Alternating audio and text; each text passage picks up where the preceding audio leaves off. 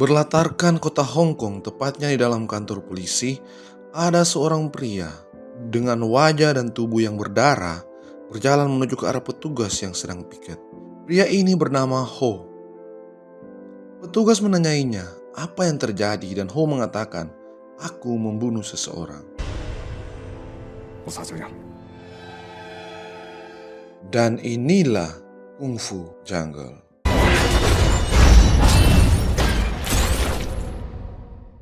Tiga tahun berlalu, di jalan terjadi kecelakaan. Wanita yang turun dari motor ini bernama Yuen. Dia seorang polisi yang merupakan kepala tim kriminal. Mereka memeriksa keadaan mobil dan korban kecelakaan. Ternyata itu bukan kecelakaan melainkan pembunuhan.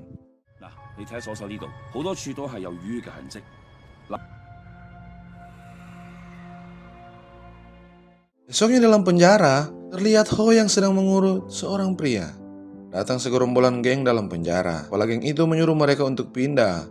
Teman dari Ho tidak mau, namun Ho menariknya untuk pindah. Tiba-tiba Ho mendengar berita bahwa terjadi pembunuhan. Kasusnya ditangani oleh Inspektur Yuen. Dan nampaknya Ho mengenal korban yang tewas tadi malam itu. Ho langsung pergi menuju ke penjaga dan memohon agar dia bisa menelpon seseorang. Tapi penjaga tidak mengizinkannya. Dia pindah lagi ke penjaga satu yang dia kenal. Oh iya, saya lupa memberitahu. Oh ini sebelum dia masuk penjara, dia merupakan pelatih bela diri di kesatuan kepolisian. Lanjut, Ho memberitahukan ke penjaga yang dia kenal bahwa dia ingin menelpon Inspektur Yuen.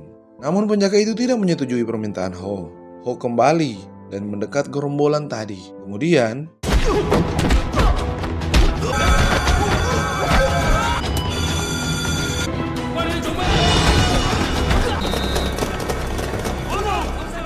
keesokan harinya, di lapas sudah ada Inspektur Yuen bersama kepala lapas.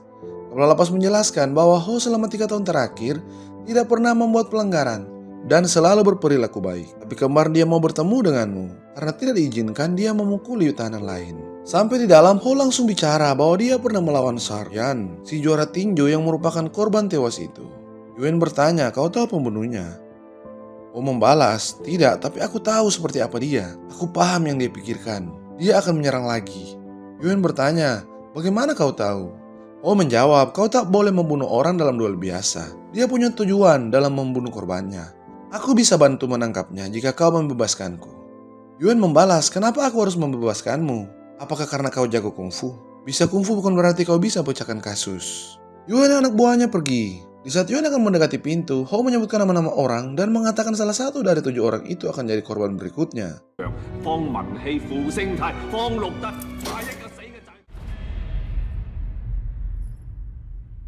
Lokasi berpindah ke gedung pameran seni Kowloon. Pria ini adalah Tarn, seorang bela diri dengan kekuatan kaki, yang sekarang sudah pensiun dan memilih menjadi seniman. Ketika Tarn sedang memahat, terdengar suara yang menjelaskan dirinya Tarn dan memperkenalkan dirinya, yaitu Fung. Dia menjelaskan bahwa kehadirannya di sini untuk melawan Tarn sampai mati.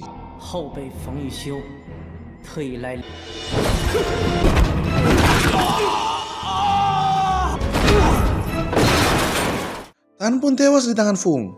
Fung meninggalkan semacam pisau yang berbentuk burung. Di kantor polisi, Yuen dan tim sedang membahas soal 7 orang yang disebutkan Ho. Tiba-tiba atasan dari Yuen memanggil dan mengatakan bahwa telah terjadi pembunuhan.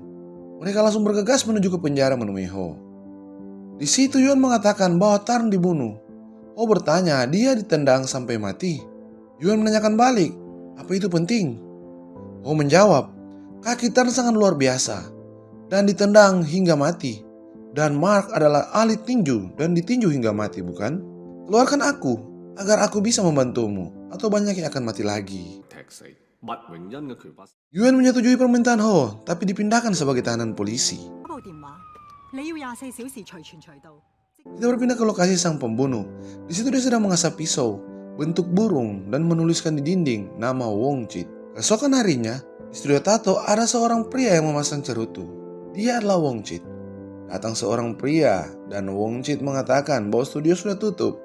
Tapi apa yang terjadi?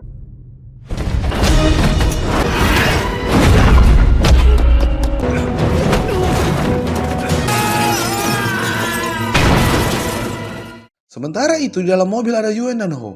Yuen menunjukkan pisau yang mereka temukan di TKP dan bertanya kepada Ho, apakah kau tahu benda ini? Ho menjawab, aku tak tahu. Dia juga menanyakan, menurutmu habis tinju, kaki kemudian apa lagi? Ho menjawab, gulat. Mereka pun sampai di lokasi pembunuhan Wong Chit. Yuen dan yang lain memeriksa mayat dari Wong Chit. Ho melihat tangan dari Wong Chit. Yuen bertanya, jika pembunuhnya orang yang sama, apakah mungkin dia ahli tinju, tendangan, dan gulat? Ho menjawab, bisa jadi. Ho menutup mata mayat si Wong. Kemudian dia memandang ke atas dan apa yang dia lihat itu adalah Fung.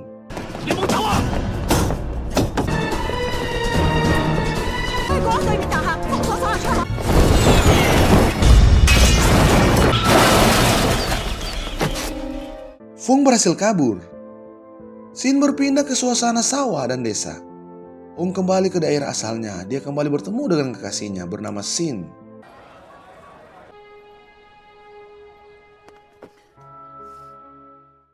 Mereka berdua sampai di rumah dan Ho langsung bersujud di hadapan altar foto dari gurunya.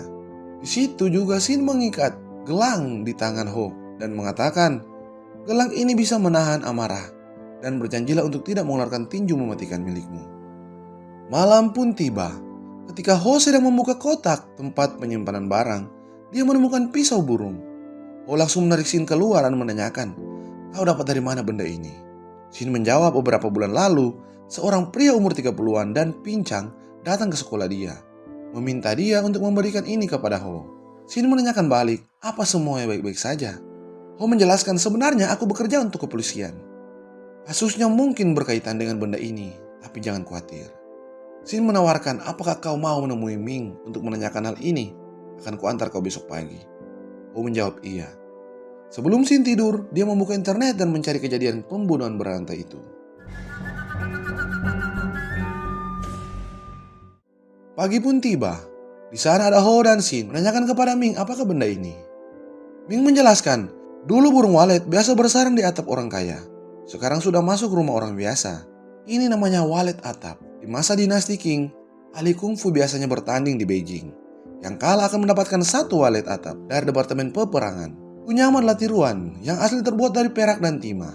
Ming menanyakan kepada Ho, kenapa kau tertarik dengan ini? Ketika Ho akan menjawab, Sin memotong dan mengatakan, pembunuhan ahli kungfu meninggalkan walet atap di tempat kejadian. Pembunuhnya pincang. Di saat mereka akan pergi, Yoyo dari sebelah berkata, aku tahu orang itu.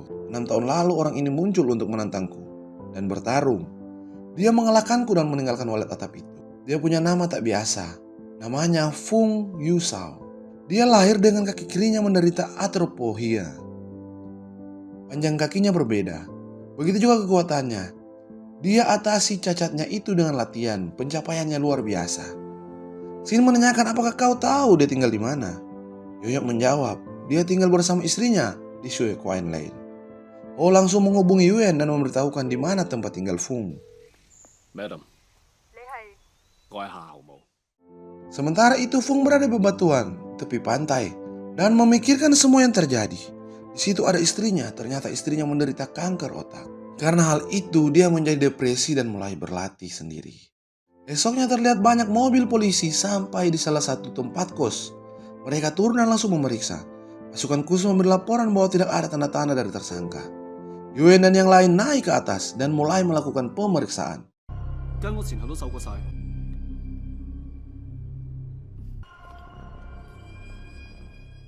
Yuen berbicara dengan ibu kos. Ibu kos menceritakan tentang Fung. Dia memiliki istri bernama Sun menderita penyakit kanker. Dia juga tidak bekerja, hanya berlatih kungfu. Ibu kos juga pernah melihat dia mengusap wajahnya dengan sesuatu yang berwarna putih sampai wajahnya berdarah. Ho memotong perkataan itu dan memberitahu itu metode kuno menggunakan butir kasar garam laut untuk menebalkan kulitnya agar dia bisa lama bertarung. Ho juga melihat lokasi tempat dia latihan sambil membayangkannya.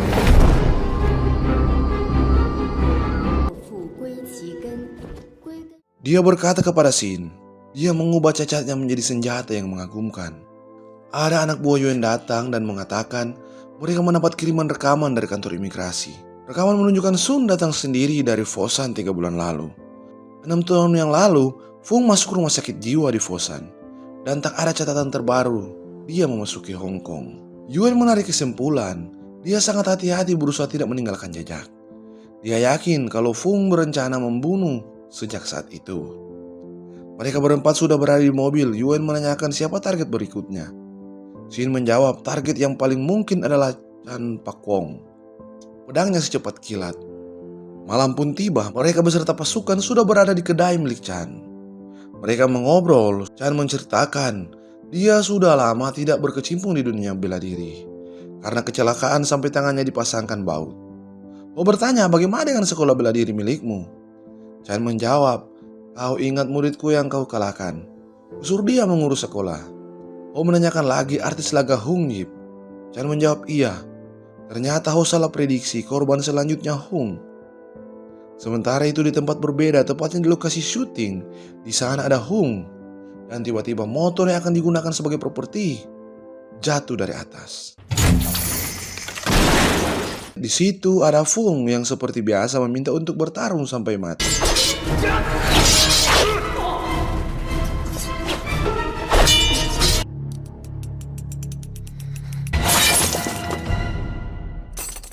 Hung tewas.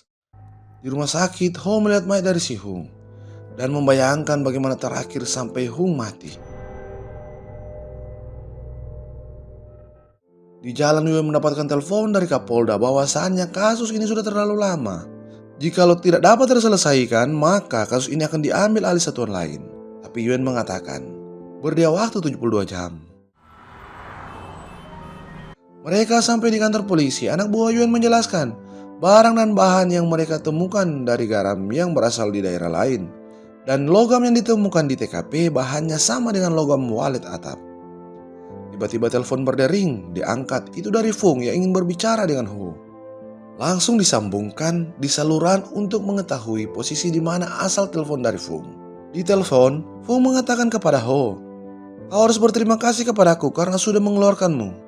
Ada penjara yang bisa menahanmu jika kau mau keluar. Di tengah perbincangan itu, lokasi dari Fung sudah diketahui, yaitu di tempat sauna. Pasukan langsung dikerahkan menuju lokasi. Lanjut ke pembicaraan di telepon. Fung mengatakan kepada Ho, di atap, aku kecewa padamu. Saat kita bertemu, korap melihatmu dalam kondisi yang sangat siap. Mungkin aku bisa membantumu. Jika orang yang kau sayangi mati, karena itu mungkin kau bisa membunuh siapapun. Ho membalas, kau yang akan kubunuh duluan, bajingan. Fu mengatakan lagi, satu-satunya cara menghentikanku adalah membunuhku. Pasukan sampai di lokasi, tapi apa yang mereka temukan hanya ponsel. Apa yang dikatakan Fung tadi membuat Yuen mencurigai dan menuduh kalau Fung mengenal baik si Ho. Ho menjawab, aku tidak tahu apa-apa dan aku sangat lelah dengan kejadian ini. Kemudian dia pergi. Yuen menyuruh anak buahnya untuk memeriksa catatan telepon Ho selama di penjara. Esoknya di kantor polisi, Yuan dan anggota melakukan rapat dan temuan di lapangan. Dalam temuan itu, salah satu anggota mengatakan, Fung memiliki nenek yang rumahnya di Tiao. Dan garam yang mereka temukan di kosannya si Fung cocok dari daerah sana. Nampaknya di sanalah dia sembunyi. Pasukan langsung menuju ke rumah dari nenek si Fung dan langsung melakukan pemeriksaan, tapi rumahnya kosong. Di situ mereka menemukan nisan dari Sun, istrinya Fung. Dan bunganya masih segar. Mereka pun langsung mulai mengatur strategi dengan memasang CCTV dan menyebar pos penjagaan dari tiap sudut rumah yang ada di sana.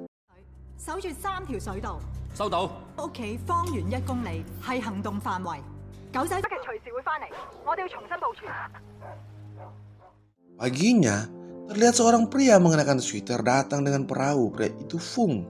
Dia melihat tempat itu dengan terbayang ketika istrinya sakit dan dia yang mengakhiri hidup istrinya.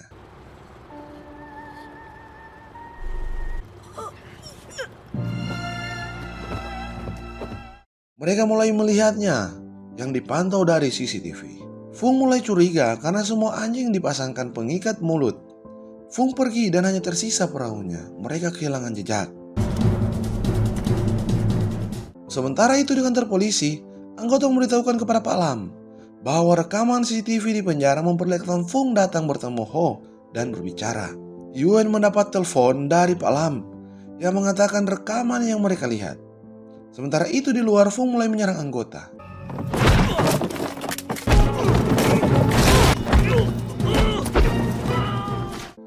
Rekaman tadi sudah dikirim ke Yuen dan diputar. Tiba-tiba Di CCTV terlihat Shin kabur. Karena melihat itu, Ho bertindak.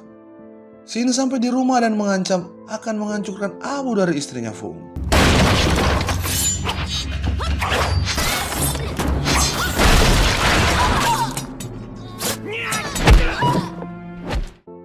Datang Ho mendapati Shin terluka. Dia mendengar dari walkie-talkie berbunyi dan mengambilnya memberitahukan bahwa ada yang terluka di rumah Fung. Yuan mencoba menghubungi semua anggota, tapi semuanya sudah tidak sadar. Ho melihat Fung berjalan di luar dan karena hal itu mengakibatkan guci yang berisikan abu tadi pecah. Terjadi kejar-kejaran antara tim Yuan dan Fung.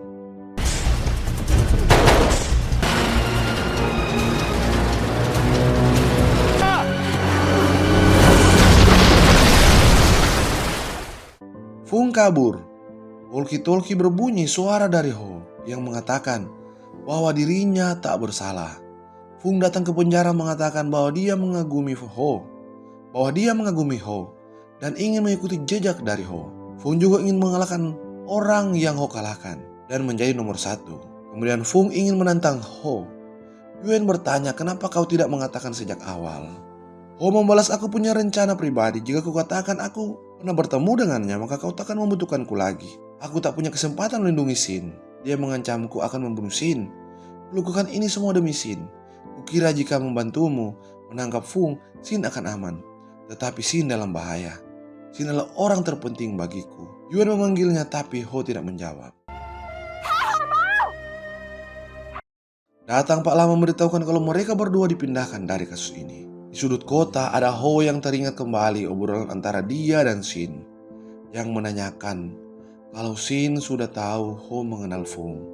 Ho menceritakan bahwa Fung sangat terobsesi sekali dengan kungfu. Ho tidak tahu kalau Fung pembunuh. Kalau dia tahu, dia tidak akan pernah membalas surat dari Fung yang berisikan beberapa jurus miliknya. Kemudian Ho pergi. Di kantor, Yuan melihat salah satu dari tempat kejadian. Dia melihat plastik di dinding. Ada yang robek, dan dari dalam kayaknya ada tulisan. Yuan langsung menuju ke rumah Fung. Dia merobek plastik itu, dan apa yang dia dapati? Di situ tertulis nama-nama korban yang tewas, dan korban selanjutnya itu Siu Kok Henin. Lokasi berpindah di perusahaan. Ada Fung yang berdiri di depan pos dan melihat namanya Siu Kok Henin, beserta nomor plat mobil yang dia bawa. Mobil tronton milik Siu Kok Henin berhenti karena di depannya sudah ada Fung yang menghadang. Tapi apa yang kita lihat? Turun dari truk bukannya Siu, tapi Ho. Sementara Yuan di perjalanan menuju perusahaan mendapat telepon dari Siu, mengatakan kalau Ho memintanya untuk menghubungi Yuan. Kita kembali lagi ke jalan raya.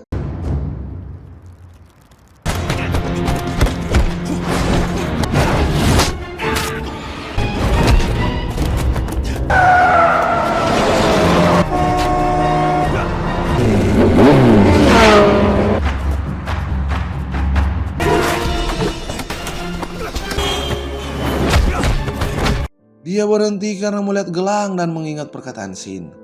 Tapi apa yang terjadi? Fung memanfaatkan situasi itu.